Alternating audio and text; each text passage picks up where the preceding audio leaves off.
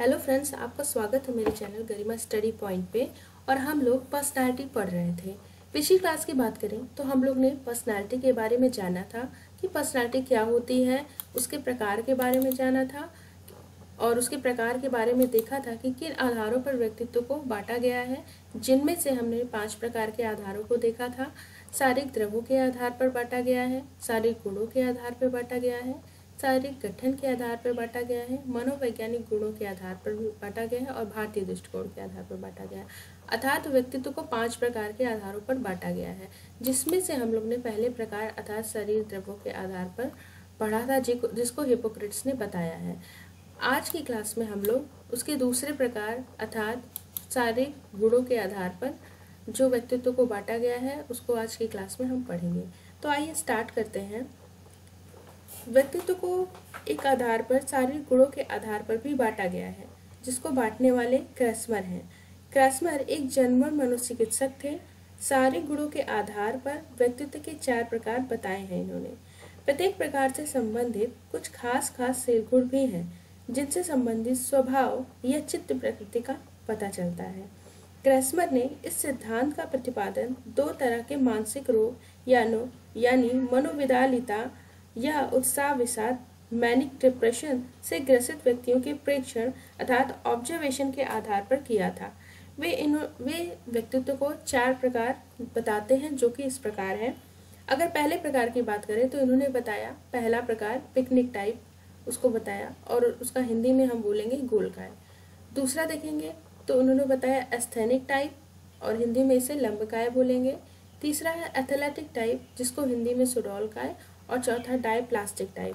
अर्थात इस 4 प्रकार से इन्होंने शारीरिक गुणों के आधार पर व्यक्तित्व को बताया है। तो आइए इन व्यक्तित्वों के बारे में जानते हैं और इनके क्या क्या लक्षण हैं उसको देखते हैं। सबसे पहला पिकनिक टाइप है, जिसको हिंदी में गोलकाय बोलते हैं।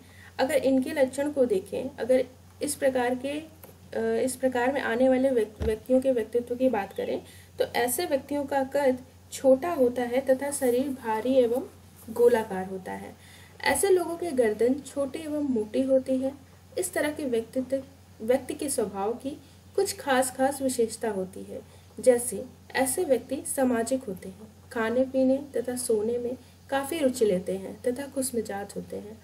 इस तरह के स्वभाव या चित्त प्रकृति को क्रैस्मर ने क्या कहा है, साइक्लोऑड कहा है या साइक्लोऑड की संज्ञा दी है। ऐसे व्यक्तियों में मानसिक रोग उत्पन्न होने पर उत्साह विषाद यानी मैनिक डिप्रेशन के लक्षण विकसित होने की संभावना अधिक होती है।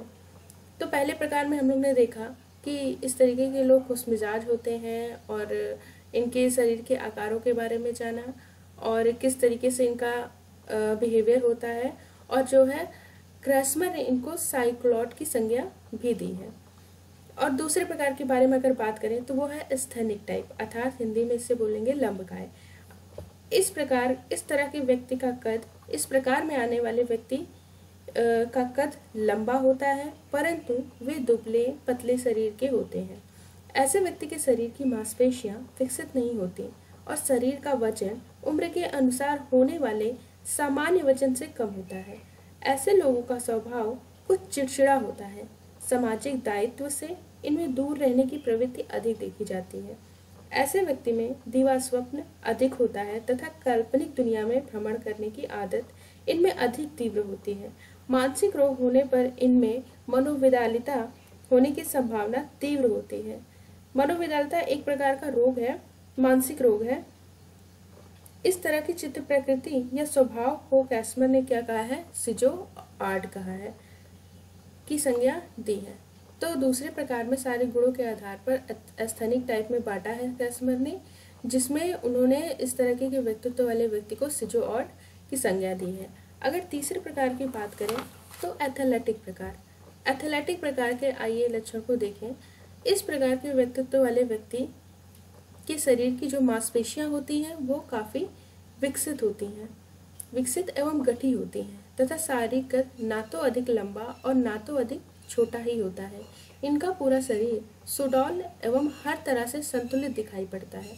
ऐसे व्यक्ति के स्वभाव में ना तो अधिक चंचलपन और ना ही अधिक मंदन ही होता है। यानी ये व्यक्ति ना ही अधिक चंचल और ना ही बहुत ही धीमे होते हैं। ऐसे व्यक्ति बदलती हुई परिस्थिति के साथ आसानी से समायोजन कर लेते हैं, अतः इन्हें सामाजिक प्रतिष्ठा काफ़ी मिलती है। तो तीसरा प्रकार एथलेटिक टाइप को इन्होंने बताया, और चौथा जो है डायप्लास्टिक टाइप।